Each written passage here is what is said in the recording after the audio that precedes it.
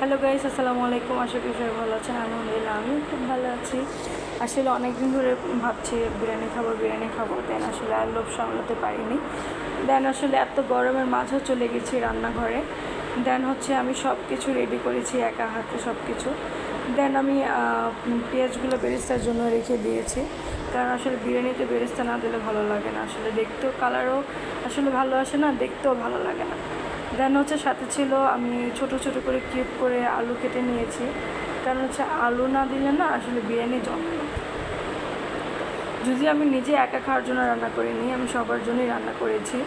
আমি আসলে সেলফিশ না, তাই আসলে আমি কোনো কিছু রান্না করতে নিলে অবশ্যই সবার জন্য রান্না করি। আর আমার মা হচ্ছে অনেক ভালো বিরিয়ানি পাক করতে পারে, মানে একবার খেলে মুখে লেগে থাকে। আমি যদিও এত ভালো কুক না, তারপরে সবসময় ট্রাই করি ভালো কিছু করার জন্য, যাতে সবাই খেয়ে যেতে প্রশংসা করতে পারে। আর কেউ যদি খেয়ে প্রশংসা করে আসলে ওইটা আসলে খুবই খুবই ভালো লাগে। এটা আসলে কাউকে বলে বোঝানো যায় না যে আসলে কতটা ভালো লাগে। তো আমার ঘরে যা যা উপকরণ ছিল তাই দিয়ে আমি খুব সহজে কিভাবে বিরিয়ানি পাক করা যায় সেটাই আমি আজকে করেছি, কারণ অনেকের হাতে সময় থাকে না। সময়ের জন্য মানুষ বিরিয়ানি পাক করে খেতে পারে না।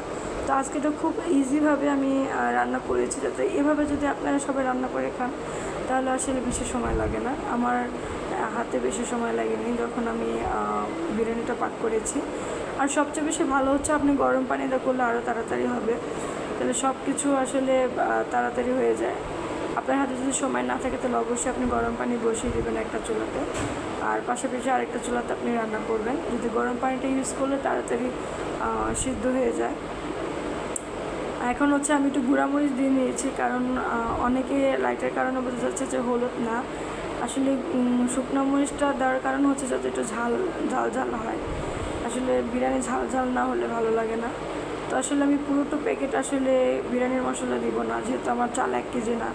যদি আমি 1 কেজি চাল দিতাম তাহলে অবশ্যই আমার পুরো প্যাকেট বিরিয়ানির মশলা দিতে হতো। তো যেহেতু আমি 1 কেজি বিরিয়ানির রান্না করব না 1 কেজি চালের, সেই ক্ষেত্রে আমি অল্প বিরিয়ানির মশলা দিয়েছি।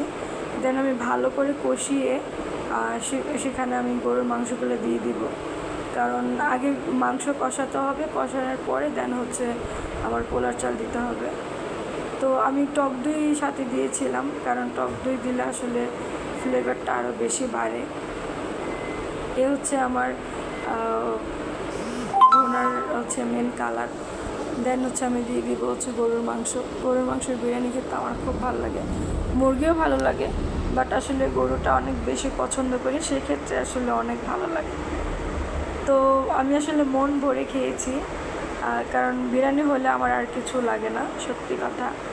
আর বিরিয়ানি হচ্ছে আমাদের ঘরে সবাই অনেক পছন্দ করে, কারণ আসলে আমি আসলে পোলাও বেশি খেতে পারি না। সেক্ষেত্রে আমার যখন খেতে ইচ্ছা করে আমি বিরিয়ানিটাই খাই। আমি বিরিয়ানিটা অনেক খেতে পারি, অনেক। আমার আসলে 3 বেলা বিরিয়ানি দিলে আমার কোনো কথা নেই, আমি খেতে পারবো যতই গরম হোক না কেন। এই হচ্ছে আমার মাংসের কালারের লুক। দেন হচ্ছে আমি চাল দিয়ে দিব, যেহেতু আমার মাংস হয়ে গেছে তাই আমি চাল দিয়ে দিব।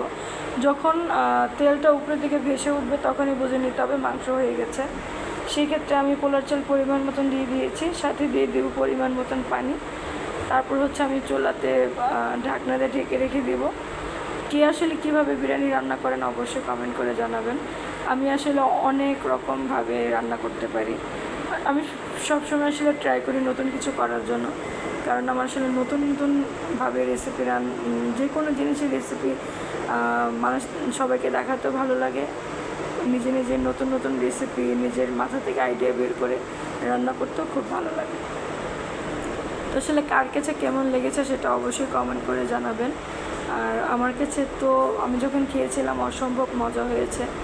সো সবাই ভালো থাকবেন, সুস্থ থাকবেন। আসসালামু আলাইকুম।